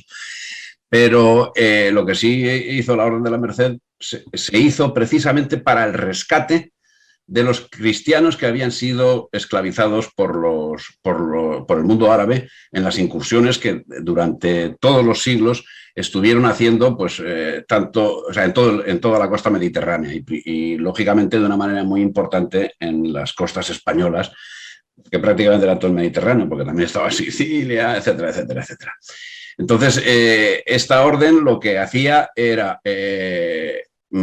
cuando habían sido esclavizados algunos españoles, era identificarlos, ver de dónde venía, de quién eran familia, y recaudar dinero. Con ese dinero lo que hacían era expediciones a Berbería y localizaban la persona por la cual habían recogido esa cantidad de dinero y lo localizaban y pagaban el rescate que habían tenido, o sea, que exigían los que lo habían secuestrado, digamos, y se lo llevaban. O sea, era un mercado bastante corriente. O sea, y los mercenarios tenían trato y tenían una relación, pues, bastante fluida con los esclavistas, a los cuales, bueno, pues hacían eso. Y luego, no sé si he aclarado el tema, pero en esencia era esa la misión de la Orden de la Merced. Y en cuanto, quería hacer un apunte también sobre otro asunto, que se llama Juan Latino, ese asunto. Juan Latino era un esclavo de los descendientes del gran capitán, que acabó siendo primum inter pares en la Universidad de Granada, catedrático de latín, el mejor latinista del siglo XVI, del siglo XVI.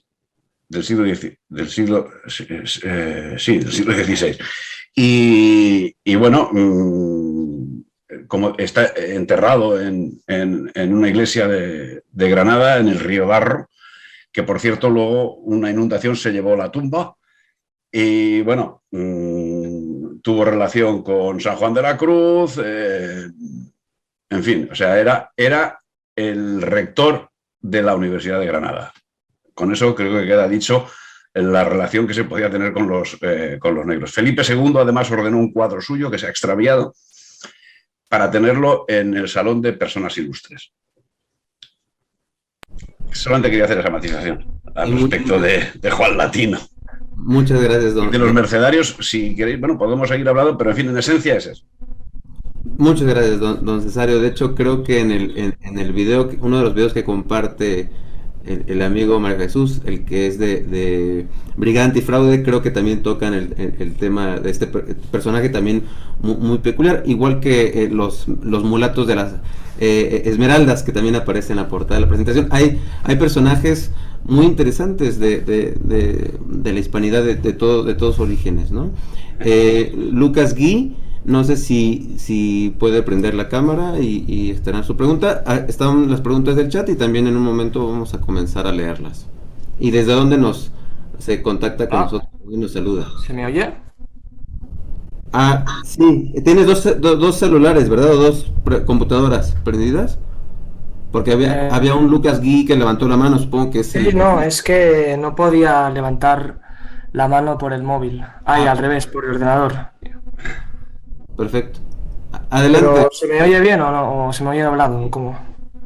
Sí, si gustas compartir desde dónde nos estás saludando y que externes tu pregunta. Pues saludo desde el Hospitalet, a la de Barcelona, España.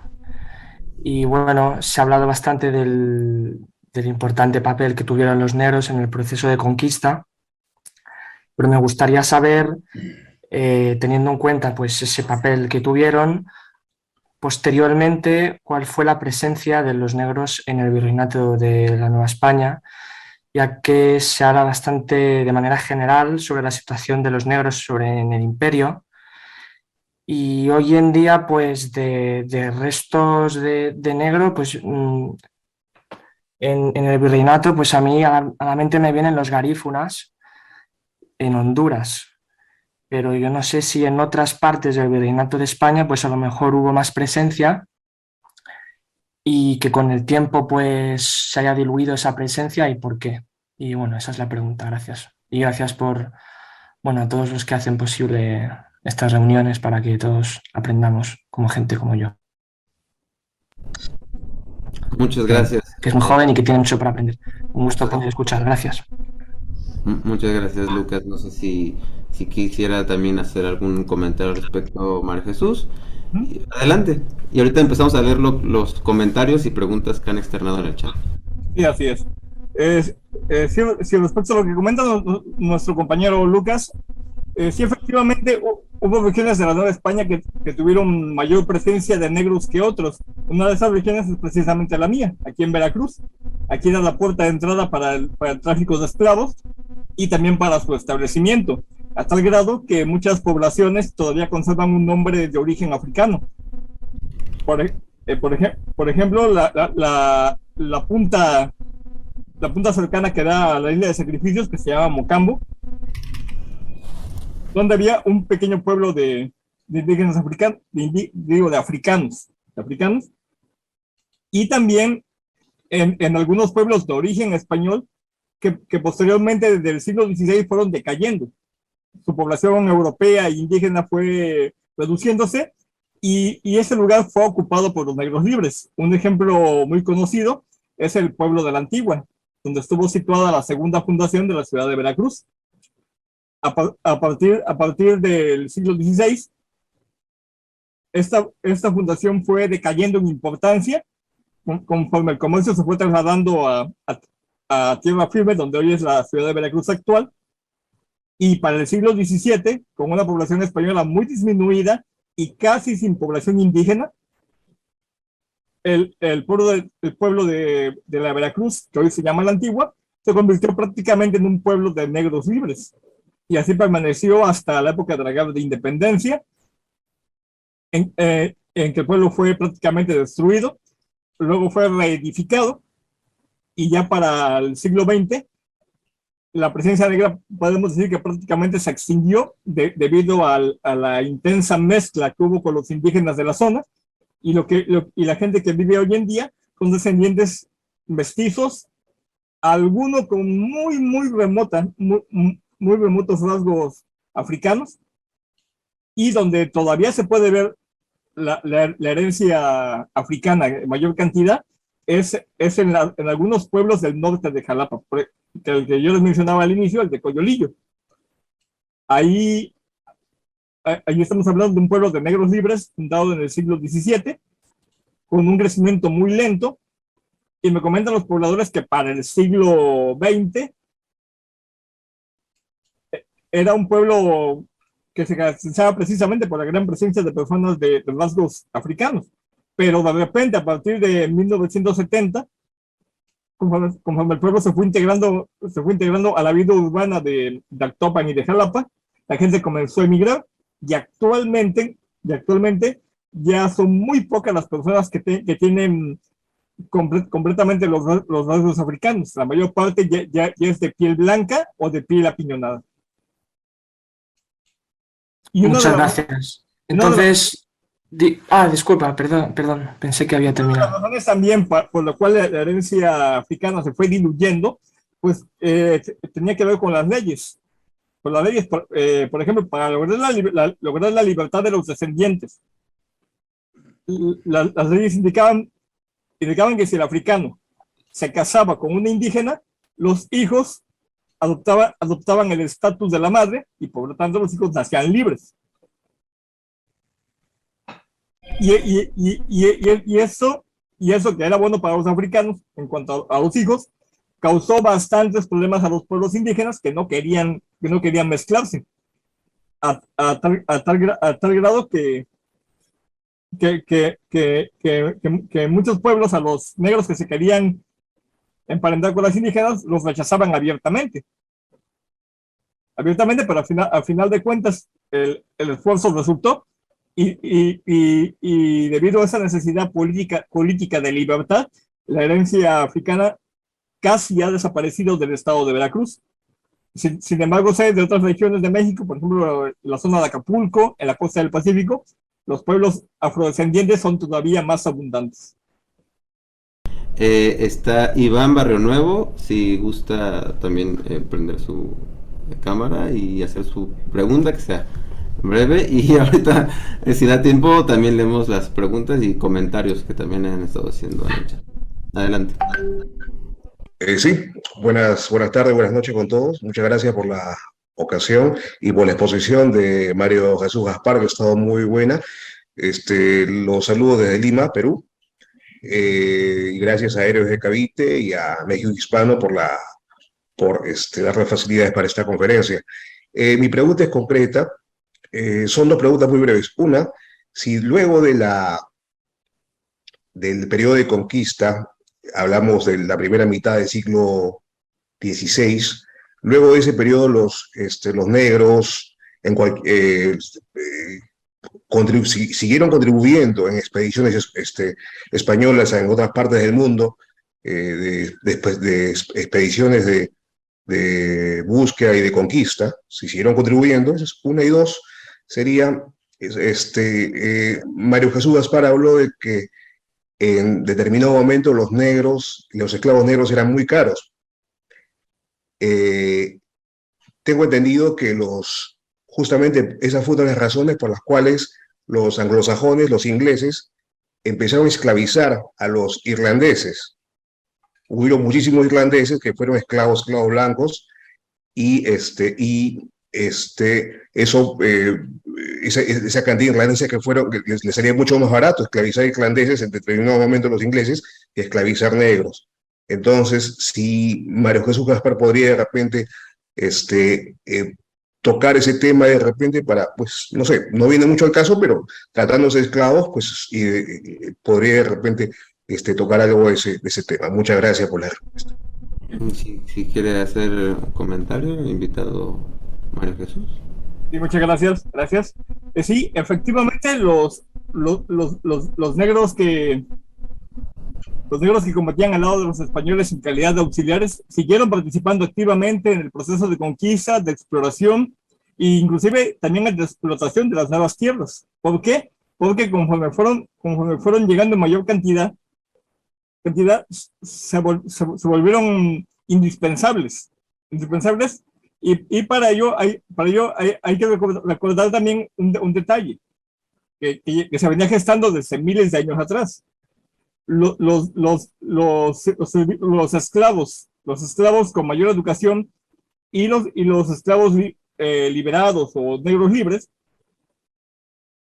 se diferenciaban de los bozales, principalmente porque ellos atendían las labores administrativas, el control de las propiedades, y servían también para el control de los miembros indígenas.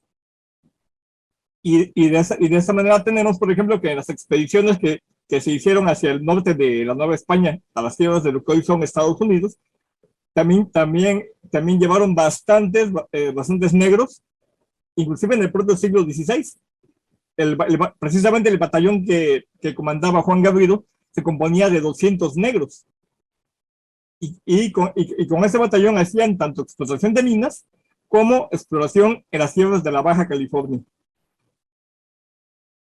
Y eso es por el lado de los libres. Por el lado de los negros esclavos, conforme muchos fueron logrando su libertad, se fueron integrando en pueblos de lo que hoy la gente común les llama las castas. ¿Y con qué finalidad? Bueno, una que al integrarse al virreinato de la Nueva España como pueblos con derechos y obligaciones, pues contribuían también económicamente. Aseguraban la paz en las regiones que anteriormente habían sido de conflicto. Y vuelvo a citar el caso de Córdoba y Orizaba con el negro Yanga. Y además también, al establecer acuerdos de mutuo beneficio negociando con las autoridades virreinales, establecieron inclusive cabildos de negros. Había cabildos de españoles, había cabildos de indios y había cabildos de negros también. Y una de sus obligaciones era precisamente que si estallaba una rebelión de negros y marrones en la región donde ellos estaban, tenían que aportar sus fuerzas tanto para la defensa como para el ataque, sofocando esas rebeliones.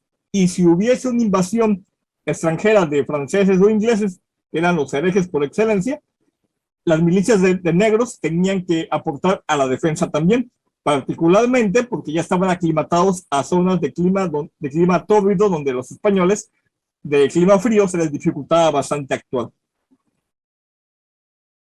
Y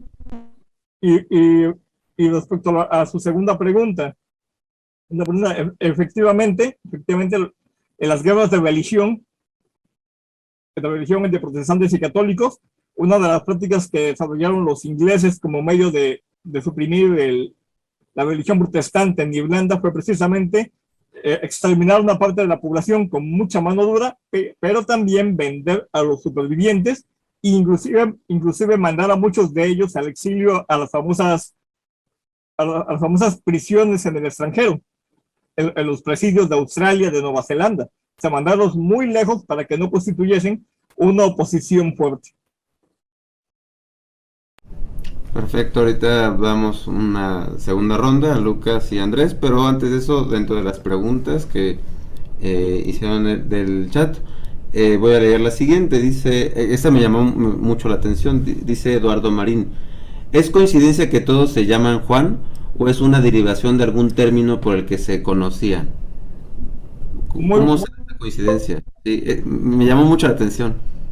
Sí, así es efectivamente, y de hecho en muchos trabajos de historiadores citan este detalle de la abundancia del nombre de Juan. Unos lo atribuyen así como una coincidencia histórica de que los dueños también se llaman mayoritariamente Juan, pero otros dicen que posiblemente tuviese una vertiente religiosa con el nombre de San Juan o de algún santo correlacionado con los negros. Porque sí es así muy significativo que tanto en Nueva España como en Perú, como en Venezuela y en Chile, el nombre de los combatientes negros se repite constantemente el de Juan. Perfecto. Si Lucas Gui y Andrés Manco hacen su pregunta brevemente por los tiempos, y leeré algunos comentarios. Por ejemplo, Antonio Elías quería comentar un poco sobre esta cuestión en el contexto venezolano, hacer una narración. Yo creo que después de terminar la sesión, ya con un poco más de tiempo, y si tiene también tiempo, podemos escucharlo, porque sería muy interesante, pero para también dar cierre a la sesión de preguntas. Adelante, Lucas. Lucas Gui, que ya nos había externado una pregunta. Adelante. No se escucha, si puedes prender tu audífono.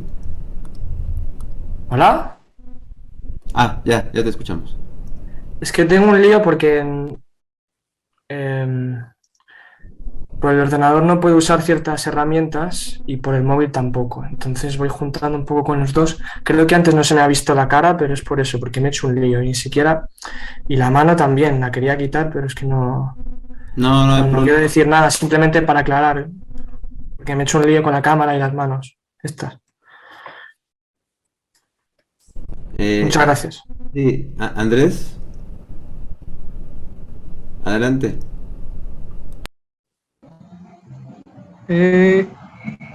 Para dar otro dato, en la región del Caribe, tengo entendido más bien como en Cuba, donde había más población afro,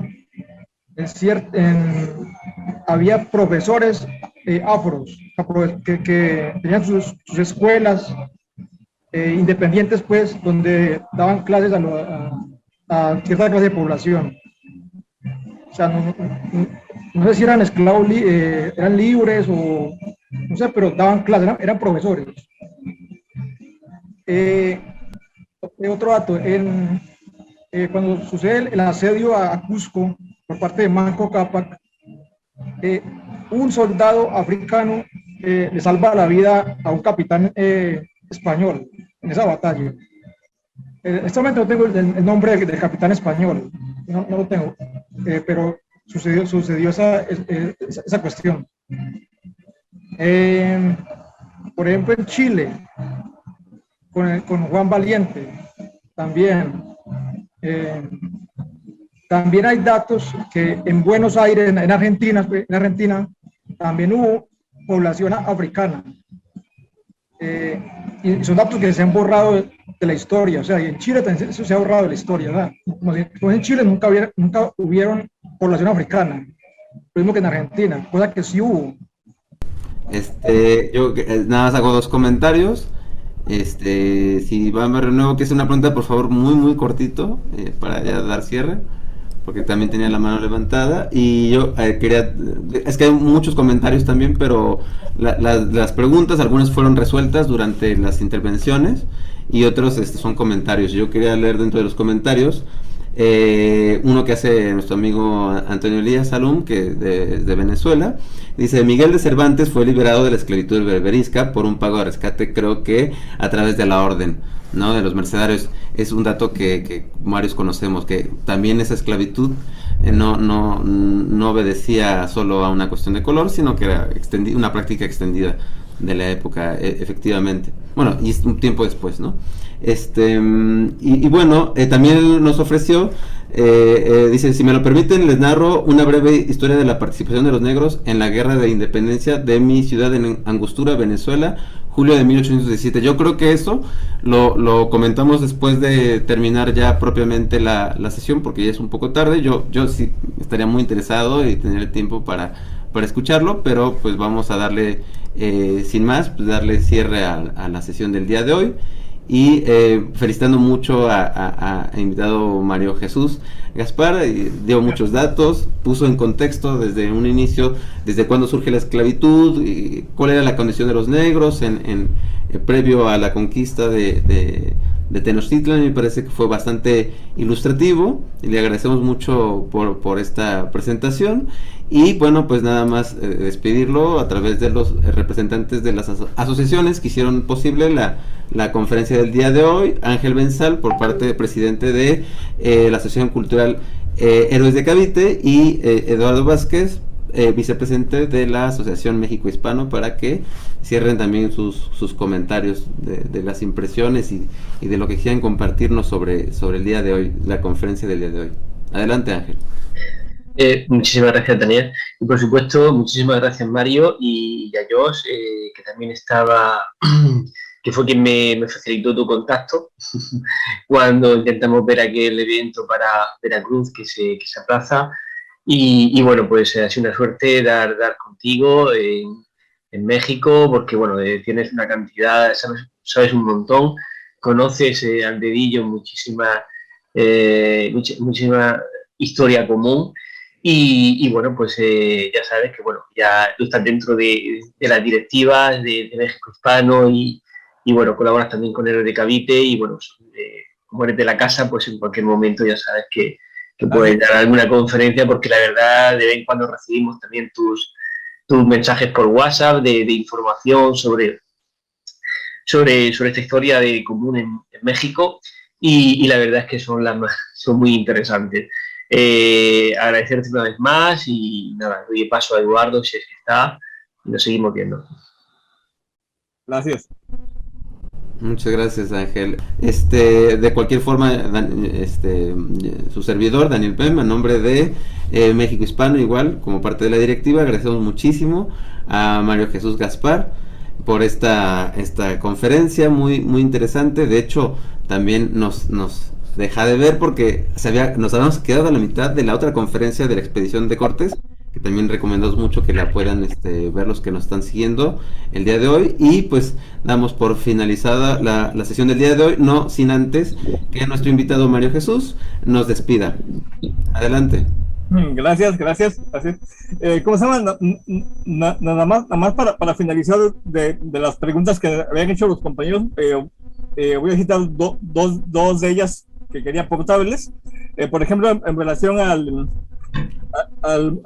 muy conocido Juan Latino, en los videos que estoy recomendando está el testimonio de un personaje inglés muy famoso del siglo XVIII, David Hume, que se expresa muy despectivamente de Juan Latino y lo compara, sus habilidades las compara con las de un loro que está repite y repite lo que le enseñan. Y lo que mencionaba nuestro compañero español historiador, el negro de la expedición de Pánfilo de Narváez, en el cual se incubó la viruela que se desató que se desató durante el sitio de Tenochtitlán, debilitando a los mexicas, se llamaba Francisco del Guía. Y este personaje, bueno, hay dos fuentes. Hay una fuente que dice que fue apresado por los mexicas en Tenochtitlán, y que infectó directamente al mismo Cuitláhuac, el cual ordenó que lo bañaran porque nunca había visto un negro, lo cual se me hace a mí muy extraño, porque ya había negros con la expedición de Cortés, y que en ese proceso de tocarlo fue que el mismo Cuitláhuac se infectó. Y la otra fuente, que yo creo que es más creíble, menciona que Francisco del Guía se había quedado enfermo de fiebres en Zempoala, y la familia zempoalteca, que lo alojó durante 10 días, fue la primera que se enfermó de viruela, y de ahí se extendió por toda la región, llegando finalmente a Tenochtitlán. La consecuencia fue de que los mexicas no fueron los únicos que sufrieron la epidemia, sino también los tlaxcaltecas, también los tonacas, los huexozincas y otros pueblos más, de tal manera que el problema se extendió prácticamente a todo el mundo que conocían los indígenas. Sí, muchas gracias, Mario Jesús. Parte de la leyenda negra es esta cuestión de que no era un arma biológica como algunos relatos negrolegendarios proponen, sino que simplemente era una condición de salud de la época y de epidemia. Eduardo Vázquez ya está con nosotros para que también, a nombre de México Hispano, cierre también la participación. Les agradecemos a todos su atención, a Mario, una muy buena ponencia, por ahí salió ya otra. Les agradecemos todo por la intención que tenemos todos por desaparecer esta leyenda negra que nos ha pesado tanto a tanto españoles, mexicanos y hispanoamericanos. Muchas gracias. También agradecemos a Eduardo Vázquez, vicepresidente de México Hispano. Y bueno, con esto ya daríamos cierre de la exposición del día de hoy, y les agradecemos mucho que nos hayan acompañado. Un saludo, nos vemos pronto. Chao. Hasta luego.